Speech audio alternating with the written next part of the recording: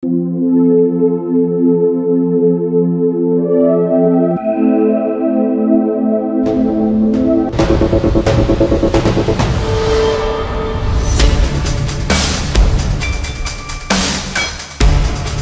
প্রজন্মকে নিয়ে প্রায় বলা হয় এরা কোনো কাজের না, ভবিষ্যতে কিছুই করতে পারবে না এরা, সেই প্রজন্ম অর্থাৎ জেনারেশন জেড বা জেনজি নেপালের প্রধানমন্ত্রী কেপি শর্মা ওলিকে শেষ পর্যন্ত পদত্যাগ করতে বাধ্য করেছে।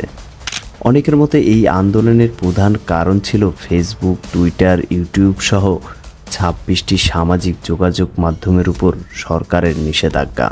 কিন্তু শুধু এটিই একমাত্র কারণ ছিল না, এর পেছনে ছিল অন্য অনেক কারণ। প্রথম দিকে আন্দোলনকে সাধারণ বিক্ষোভ বলে মনে করা হলেও ধীরে ধীরে পরিস্থিতি ভয়াবহ আকার ধারণ করে।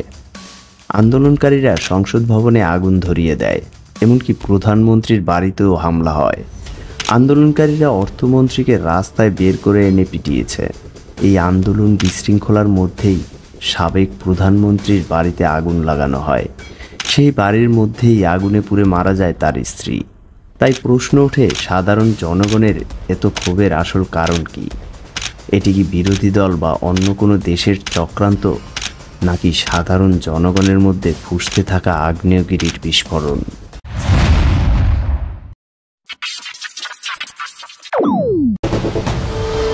নেপালের রাজধানী কাঠমান্ডুতে হাজার হাজার মানুষ প্রতিবাদ করতে রাস্তায় নেমে পড়ে। এদের বেশিরভাগই তরুণ তরুণী, অনেকে স্কুল ও কলেজের ইউনিফর্ম পরে এসেছিল। হামি নেপাল নামের একটি অলাভজনক এনজিও এই আন্দোলনের আয়োজন ও সার্বিক সহযোগিতা করে। এখন আপনাদের মনে প্রশ্ন আসতে পারে, তাহলে কি এই এনজিওটি এই বিশৃঙ্খলার জন্য দায়ী?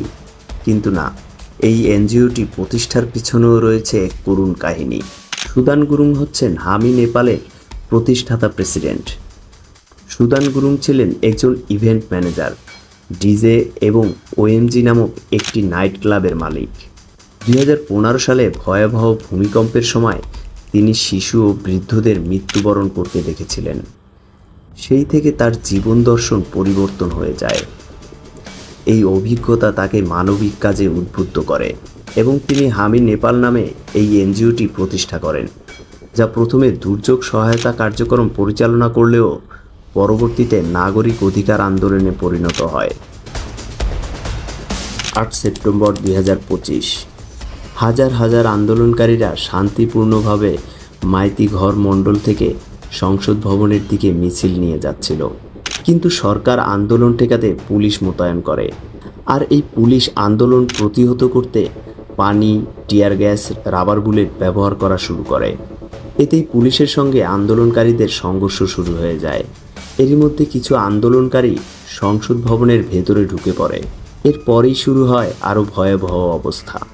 আন্দোলনকারীদের ঠেকাতে পুলিশ সরাসরি গুলি চালানো শুরু করে। এতে অন্তত 19 জন আন্দোলনকারী নিহত হয় এবং 400 জনেরও বেশি আহত হয়। নিহতদের মধ্যে একজনের বয়স ছিল মাত্র 12 বছর। এই নির্মমতা জনতার ক্ষোভকে আরও তীব্র করে তোলে।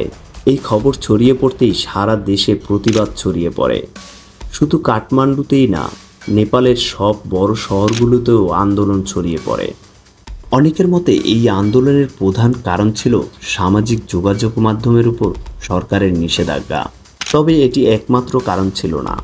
এর পেছনে ছিল সরকারের দুর্নীতি, অব্যবস্থাপনা, বেকারত্ব ও স্বজনপ্রীতির মতো গভীর সমস্যা। 2023 সালের নভেম্বর মাসে নেপাল সরকার ঘোষণা করে যে দেশের চলমান সকল সামাজিক যোগাযোগ মাধ্যমকে স্থানীয়ভাবে রেজিস্ট্রেশন করতে হবে এবং নেপালে তাদের অফিস খুলতে হবে। নেপাল সরকার কারণ হিসেবে ভুয়া খবর ও অনলাইন প্রতারণা ঠেকাতে এই পদক্ষেপ বলে উল্লেখ করে। কিন্তু বড় আন্তর্জাতিক কোম্পানিগুলো এতে সাড়া দেয়নি।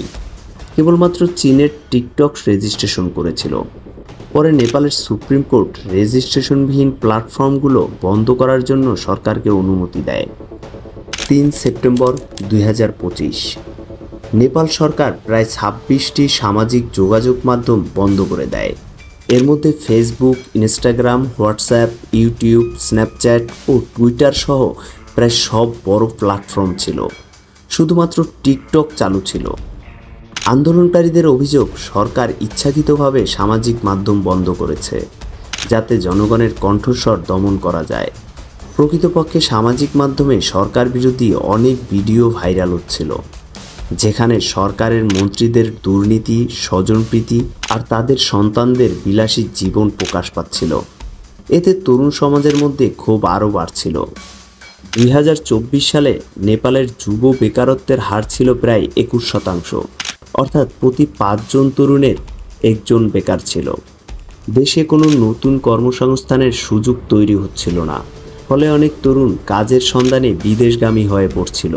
এমনকি অর্থের অভাবে হাজার হাজার তরুণ রাশিয়া ইউক্রেন যুদ্ধে ভাড়াটে সৈনিক হিসেবে যোগ দিতে বাধ্য হয়। 2024 সালের মার্চ মাসের মধ্যে অন্তত 15,000 নেপালি তরুণ রাশিয়ান সেনাবাহিনীতে যোগ দেয়। অল্প কিছুদিনের প্রশিক্ষণ শেষে তাদের সরাসরি যুদ্ধক্ষেত্রে পাঠানো হয়। এই যুদ্ধে বহু নেপালি নাগরিক প্রাণ হারিয়েছে। মৃত্যুর ঝুঁকি থাকা সত্ত্বেও এরা রাশিয়ায় যেত, কারণ নিজ দেশে তাদের জন্য চাকরির কোনো সুযোগ ছিল না। তার উপর রাশিয়া তাদের সেনাবাহিনীতে যোগদানের জন্য প্রতি মাসে প্রায় $4,000 দিত, যা নেপালি মুদ্রায় প্রায় 5 লক্ষ টাকা। এই পরিস্থিতির মধ্যেই নিজ দেশের রাজনীতিবিদদের সন্তানদের বিলাসবহুল জীবনযাপন, তাদের বিদেশ ভ্রমণ, পার্টি এবং বিলাসবহুল জিনিসপত্র প্রদর্শনের ভিডিও সামাজিক মাধ্যমে ছড়িয়ে পড়ত, যা দেশের নিরীহ মানুষ ভালোভাবে নিত না। রাজনীতিবিদদের সন্তানরা বিভিন্ন ডিজাইনারের পোশাক পরে লাক্সারি গাড়ি দেখিয়ে ভিডিও করে, আর সাধারণ মানুষের সন্তানরা যুদ্ধে গিয়ে প্রাণ হারায়। 8 সেপ্টেম্বরের আন্দোলনে একটি পোস্টারে লেখা ছিল, রাজনীতিবিদদের সন্তানরা বিদেশ থেকে ব্র্যান্ডেড ব্যাগ নিয়ে ফিরে আসে, আর সাধারণ মানুষের সন্তানরা কফিনে করে ফিরে আসে।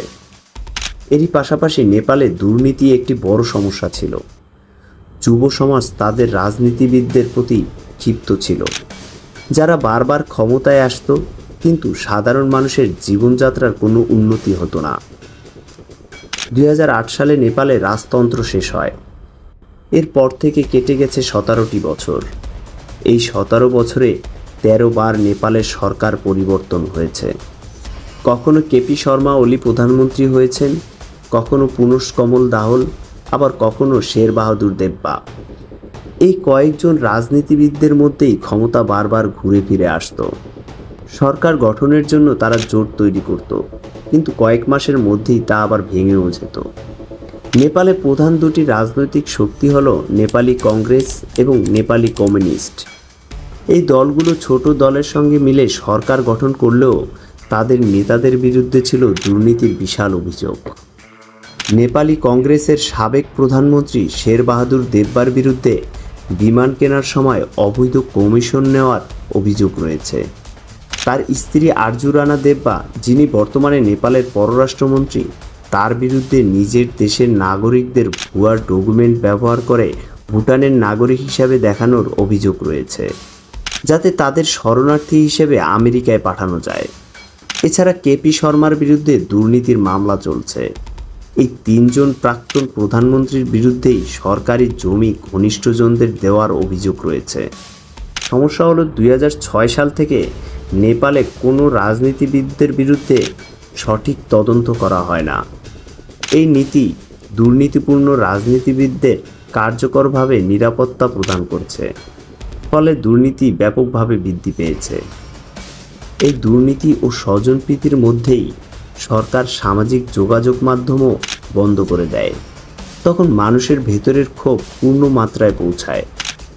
এই নিষেধাজ্ঞার ফলে চাকরি ও শিক্ষার কিছু সুযোগও হুমকির মধ্যে পড়ে। নেপালের অর্থনীতিতে পর্যটন খাত একটি বড় ভূমিকা রাখে, যা সামাজিক যোগাযোগ মাধ্যমের উপর অনেকটা নির্ভরশীল।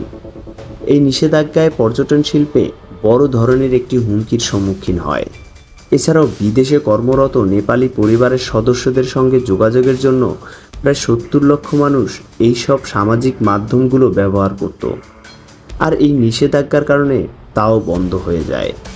এরই প্রতিবাদে যখন মানুষ শান্তিপূর্ণভাবে সড়কে প্রতিবাদ করতে আসে, তখন নেপালের সরকার আচরণ করে একটি স্বৈরাচারী সরকারের মতো। পুলিশকে ব্যবহার করে গুলি চালানো হয়, এবং প্রতিবাদকারীদের উপর কঠোর ব্যবস্থা নেওয়ারও হুমকি দেয়।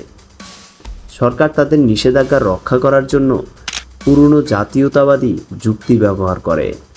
প্রধানমন্ত্রী বলেন, দেশের নিরাপত্তা বিঘ্ন ঘটায় এমন কিছু মেনে নেওয়া হবে না। শেষ পর্যন্ত স্বরাষ্ট্রমন্ত্রী পদত্যাগ করেন এবং সামাজিক যোগাযোগ মাধ্যমের উপর নিষেধাজ্ঞা প্রত্যাহার করেন। তবুও প্রতিবাদকারীরা থামেনি। প্রধানমন্ত্রী ও রাষ্ট্রপতির বাসভবনে আগুন ধরানো হয়। জনগণের এই ক্ষোভ থেকে বিরোধী দলের নেতাদের বাড়িতেও আগুন দেওয়া হয়। পরিস্থিতি এমন পর্যায়ে চলে যায় যে সেনাবাহিনী হেলিকপ্টার ব্যবহার করে মন্ত্রী ও উচ্চপদস্থ কর্মকর্তাদের সরাতে বাধ্য হয়। 9 সেপ্টেম্বর 2025 দুপুর 2টা প্রধানমন্ত্রী কেপি শর্মা ওলি পদত্যাগ করেন। পদত্যাগের খবরেও জনগণের মনের আগ্নেয়গিরির আগুন কমেনি। তাই বলা যায়, যখন কোনো সরকার দুর্নীতি, স্বজনপ্রীতি ও বেকারত্বের মতো বাস্তব সমস্যাগুলো উপেক্ষা করে, তখন এই নিরীহ ও শান্তিপ্রিয় জনগণকে কোনো বন্দুকের গুলিও তাদের দমন করতে পারে না। এটি বিশ্বের সব সরকারের জন্য একটি শিক্ষা যে কখনোই জনগণকে এতটা অবহেলা করা উচিত না যাতে পরিস্থিতি নিয়ন্ত্রণের বাইরে চলে যায়।